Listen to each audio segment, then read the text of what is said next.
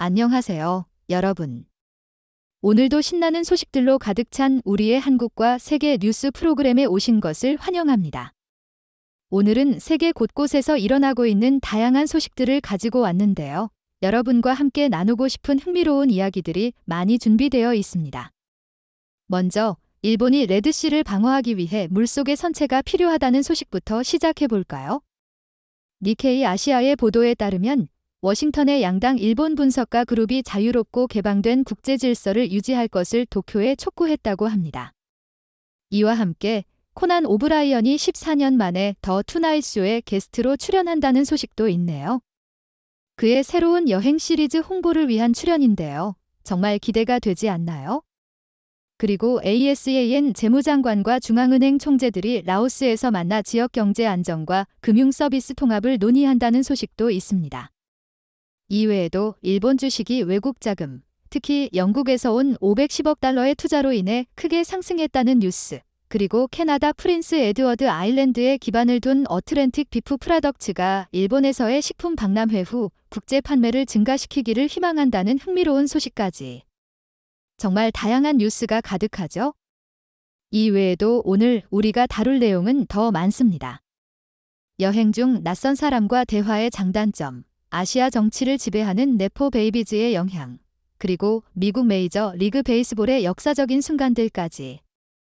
여러분이 궁금해할 만한 소식들로 가득 차 있으니 꼭 끝까지 함께 해주시길 바랍니다. 그럼 오늘의 세계 속으로 여러분을 안내할 준비가 되셨나요? 다양하고 흥미로운 소식들로 가득 찬 오늘의 방송, 절대 놓치지 마세요.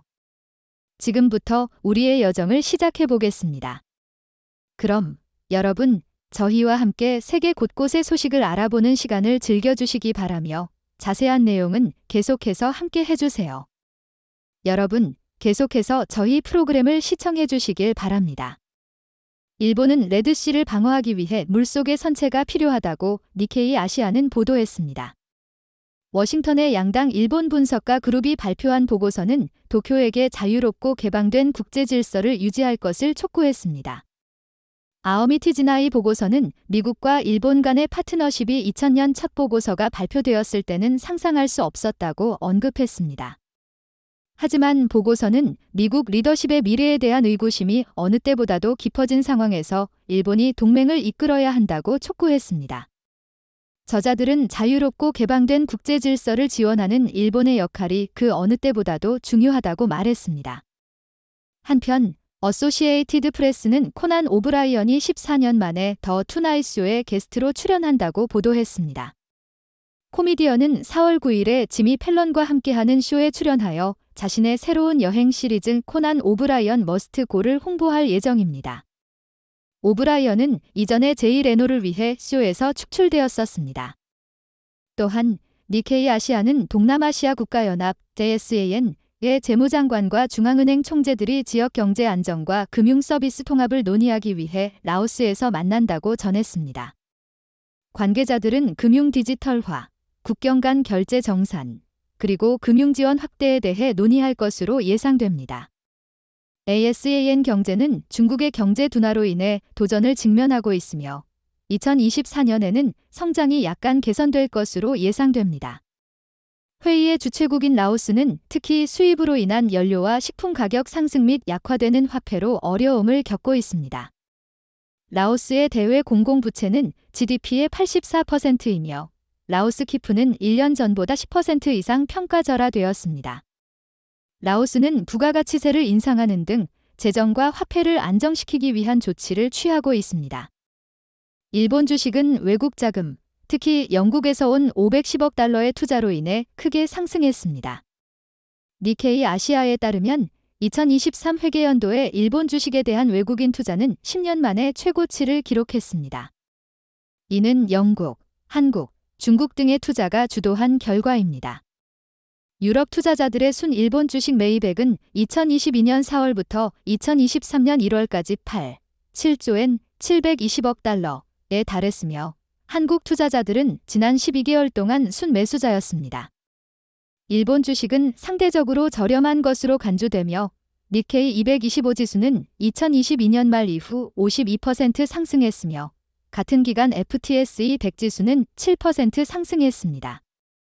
한편 CBC는 캐나다 프린스 에드워드 아일랜드에 기반을 둔 어트랜틱 비프 프라덕츠 (ABP)가 일본에서의 식품 박람회 후 국제 판매를 증가시키기를 희망한다고 보도했습니다. ABP는 지난해 일본으로 제품을 수출할 수 있는 연방 승인을 받았으며 약 24톤 무게의 냉동 쇠고기 3개 컨테이너를 일본으로 선적하는 주문을 확보했습니다. ABP의 대표인 러스 말라드는 일본이 캐나다보다 판매 수익률이 더 좋다고 말했으며 한국과 같은 다른 국가들도 회사에게 미래의 기회가 될 수 있다고 언급했습니다. 그리고 이카노미스트는 미국과 동맹국들이 핵 불확실성의 시기에 접어들고 있다고 보도했습니다. 대국 간 경쟁이 증가하고 무기 통제 협정이 쇠퇴하며 도널드 트럼프의 재임 가능성이 미국 동맹국과의 관계에 혼란을 초래할 수 있다는 우려가 커지고 있습니다. 다음 미국 대통령은 새로운 핵탄두와 순항미사일 설계, 새로운 잠수함, 폭격기, 대륙 간 탄도미사일 건설 및 새로운 플루토늄 피트 생산을 포함한 5조 달러 규모 30년간의 핵복합체 개조를 감독하게 될 것입니다.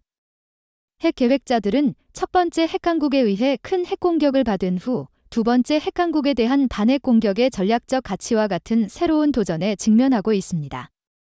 이러한 상황에서 일본과 한국은 안보 환경이 더욱 악화될 경우 자체 핵무기 개발을 고려할 수도 있습니다.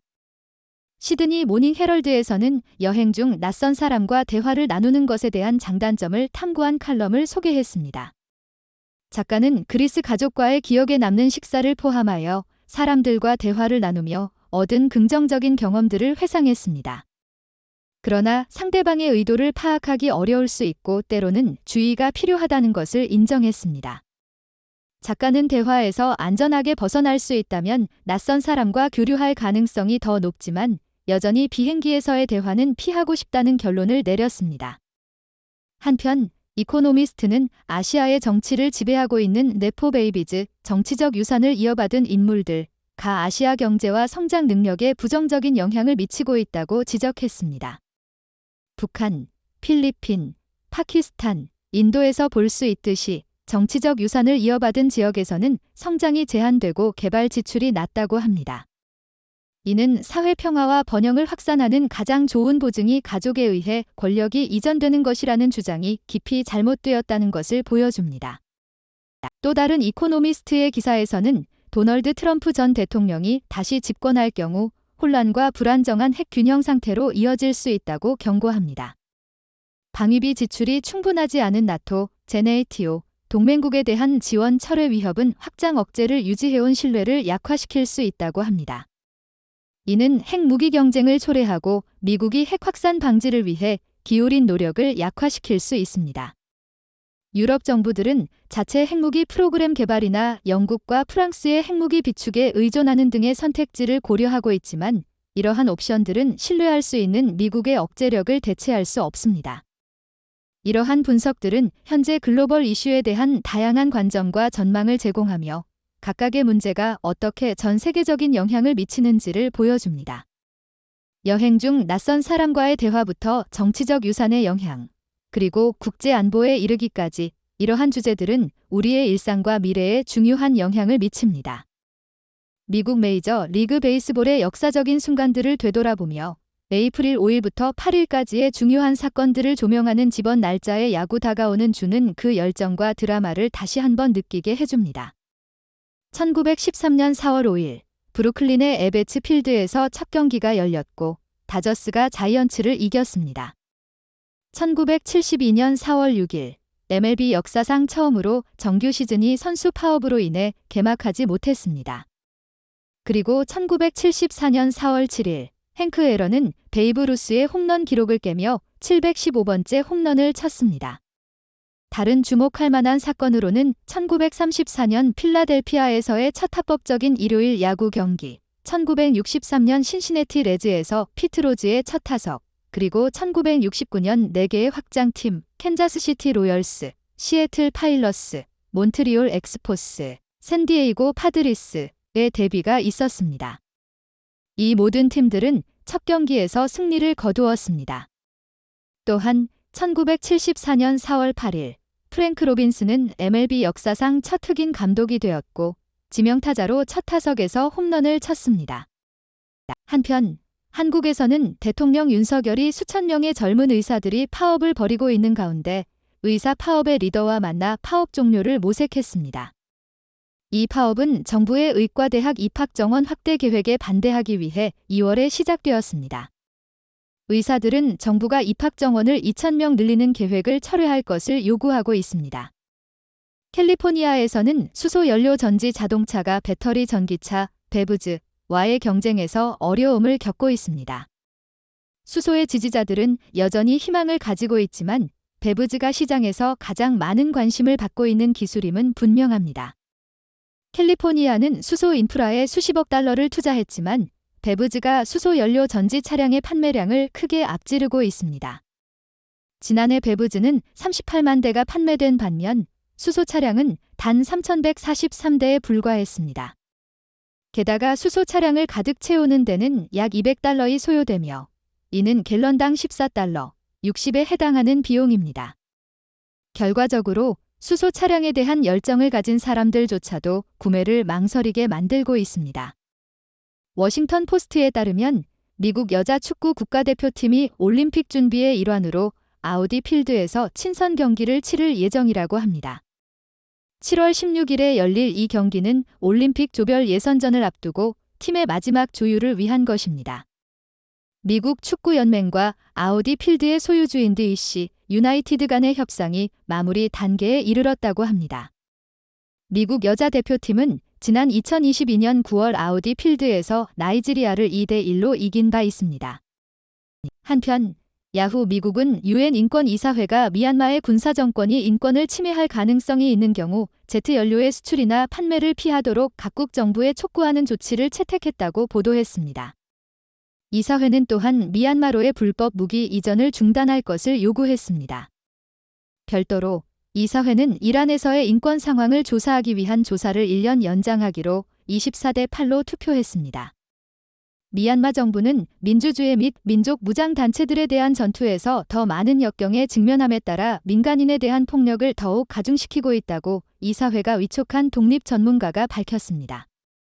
또한 도이체벨레는 중국이 레거시 칩 시장의 지배력이 미국과 유럽연합 EU의 우려를 불러일으키고 있다고 전했습니다.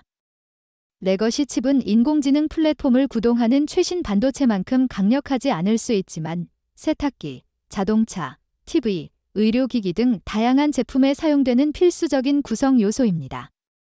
현재 중국은 레거시 칩의 전 세계 제조 능력의 거의 3분의 1을 차지하고 있으며 성숙한 칩 기술의 생산에 대한 투자가 크게 증가했습니다. 미국은 이미 중국 기업이 서방 설계의 최첨단 칩에 접근하는 것을 차단했으며 이제 레거시 칩에 대한 관심이 쏠리고 있습니다. 바이든 행정부는 반도체 공급망을 검토하여 중국의 레거시 칩 지배력을 평가하라는 명령을 내렸으며 EU 미국 무역 및 기술위원회는 유럽위원회에 의해 유사한 검토가 이루어질 수 있도록 촉발할 수 있습니다. 중국이 보조금을 지원받은 레거시 칩으로 시장을 범람시킬 경우 서방의 칩 제조업체들은 가격 경쟁에서 밀려나고 축소될 위험이 있습니다. 또한 서방 국가들이 반도체에 있어 중국에 지나치게 의존하게 될 경우 이는 경제적 강압의 수단으로 사용될 수 있습니다.